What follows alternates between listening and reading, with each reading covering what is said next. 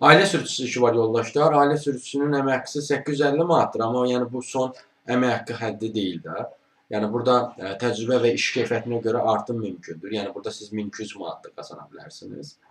İş saatları da qarşılıqlı razılaşma əsasındadır ki, bu da əlavə bir üstünlükdür sizin üçün.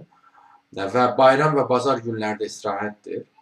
Əgər siz təcrübəli, məsuliyyətli və etibarlı bir şəxsinizsə bu işə müraciət edə bilərsiniz. BS kateqoriyası tələb olunur yoldaşlar və ən azı 5 illik sürücülük təcrübəsi tələb olunur.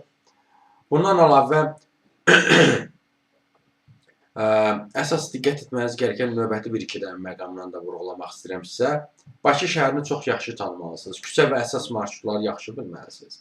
Bu birinci cəhət. İkinci bir cəhət bundan ibarətdir ki, yoldaşlar, siz şəhər kənarı ərazilərdə, Xırdalan, Əhmədli, Masazır və s. ərazilərdə yaşayan bir namizəd olmamalısınız. Yəni, həmin tipli şəxslərdən sizsə müraciət eləməyin. Kimlərin müraciət etməyi daha məqsədə yoğundur? Şəhər ətrafı, şəhərə yaxın yerlərdə yaşayanlar daha doğrusu müraciət eləyə bilər.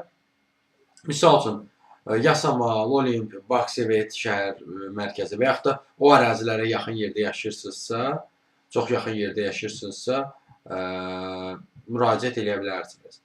Bu işə də müraciət etməkdə dəstək istəyirsinizsə və yaxud da digər işlərlə də tanış olmaq istəyirsinizsə, ümumiyyətlə iş tapmanızı səhvini çəkirsinizsə, onunla bağlı əlaqə vasitəsinə mesaj yaza bilərsiniz.